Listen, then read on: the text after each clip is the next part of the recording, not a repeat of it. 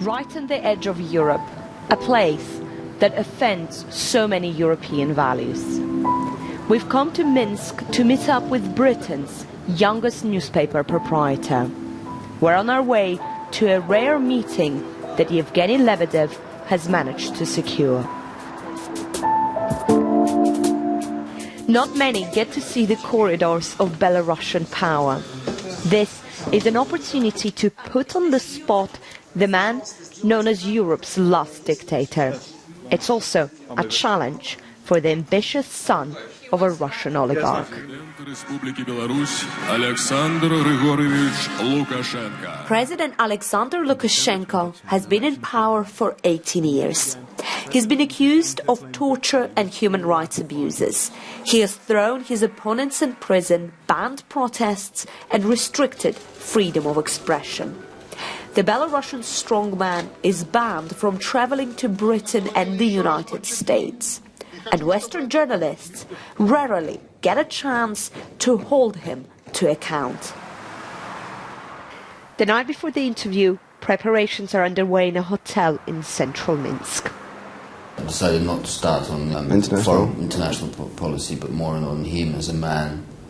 Yevgeny Lebedev, once labelled as London's latest it boy, is now in the role of a foreign correspondent for a newspaper his father bought for him. I come here as a journalist for the independent newspaper. The article that I will write will be in the independent newspaper. He considers himself an authoritarian leader. An authoritarian style. Authoritarian style. So what does he expect from the Belarusian leader? I think one of the interesting things about this is I really have no idea how it will go. I think it's the first one that I've done where I really do not know what to expect. But apparently, according to his press secretary, he's up for a fight. Lebedev's own father made his billions after the breakup of the Soviet Union in the chaotic, rapid privatization of state monopolies that made a handful of Russians rich and left millions in poverty.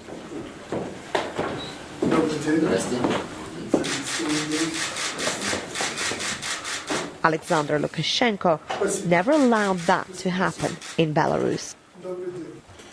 The route that this country, your country, Belarus, took was very different from the one that Russia took. To my mind, Russia went the route of plenty of democracy.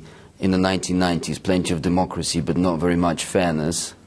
And Belarus went the opposite way. There was plenty of fairness and not very much democracy. Do you think that's a fair assessment? Вы передо мной поставили такой вопрос, что я задумался, а неужели справедливость – это не свойство и принцип демократии?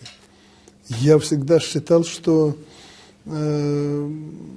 если это истинная демократия, то это прежде всего справедливость. Основой политики моей прежде всего является честность и справедливость. Поэтому я бы не сказал, что в 90-е годы в России была демократия, а справедливости не было. Никакой там демократии не было. Это были страшные годы анархии, но у нас удалось, правильно вы сказали, пресечь эти поползновения и спасти страну. But the relative stability of Belarus comes at a price. There is no presidential term limit here, and the 1996 referendum consolidated President Lukashenko's power.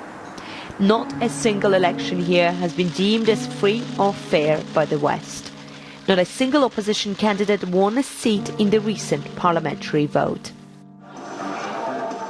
Protests have been violently suppressed.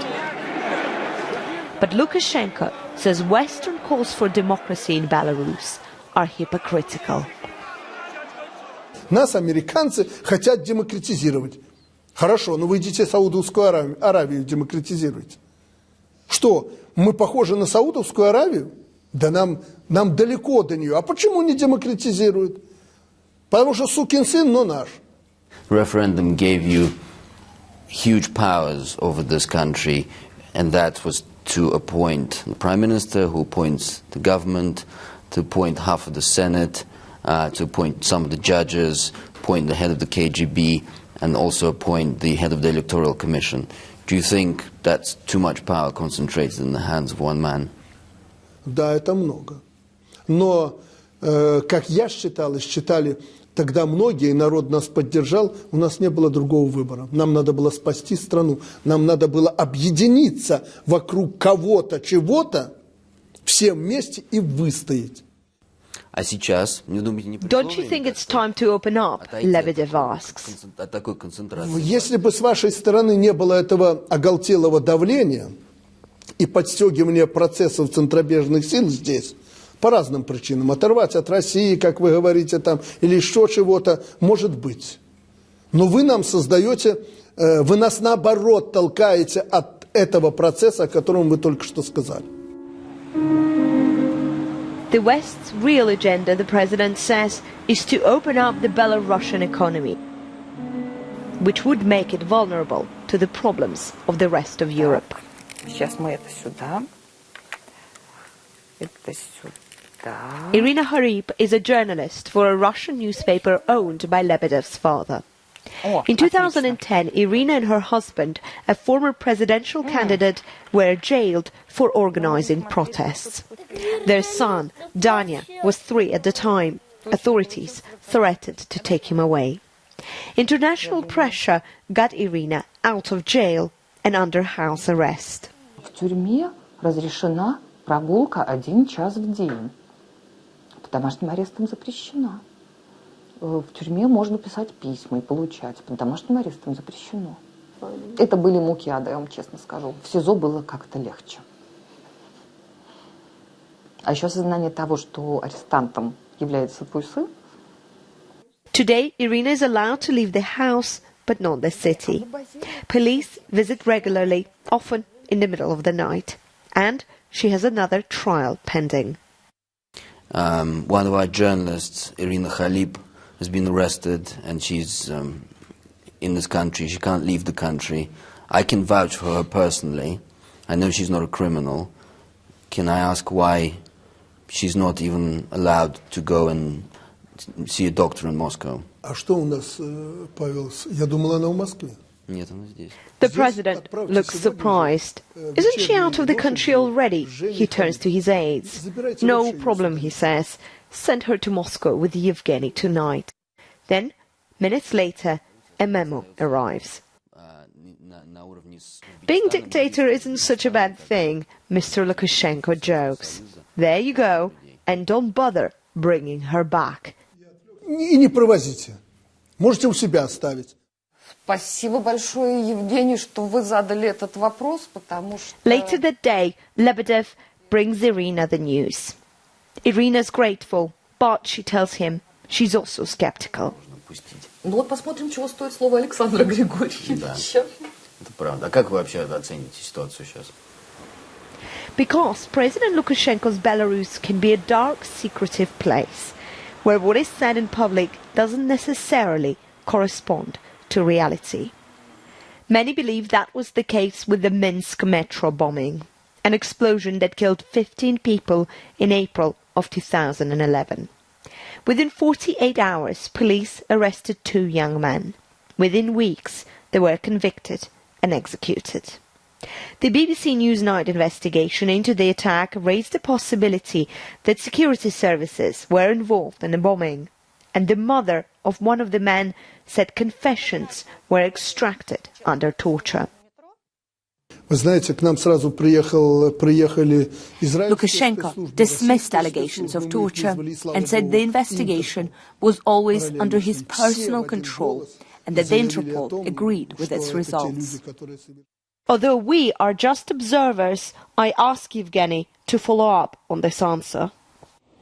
Your own correspondent who covered this trial, your own newspaper, talked about what a sham it was and that it was basically a show trial. The BBC had evidence that some of the things said by the judge were simply absurd. What does the president say to that? А если вы хотите удостовериться лично, по-моему, у нас суд записан был полностью на пленку. Пожалуйста, садитесь и смотрите. Мы вам можем копии представить эти даже. Идите, оценивайте. Тем более, вы что, хотите меня склонить к тому, что я сам себя взорвал? After the interview, the president and Yevgeny disappeared for a private meeting. At the end, Lebedev never really challenged the Belarusian leader. It has taken the son of a Russian oligarch to get us rare access to this place and to a man known as Europe's last dictator.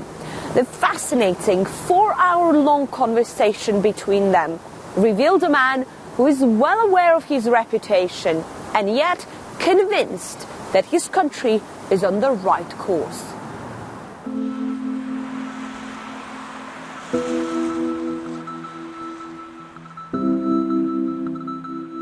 This is a country where facts are easily manipulated and public accountability is scarce. Which is why, back at her house, Irina says she has nothing to celebrate yet. Он об этом сказал Евгению Лебедеву. Он не сказал об этом уголовно-исполнительной инспекции милицейской, которая осуществляет весь этот надзор. Слова вообще, кем бы они ни были произнесены, юридической силы не имеют. Юридическую силу имеют бумажки с подписями и печатями. Даже в тоталитарном государстве. And even if President Lukashenko keeps his promise, she doesn't want to leave Minsk. This is her home. Like so many others, Irina wants to find her freedom here, in Belarus.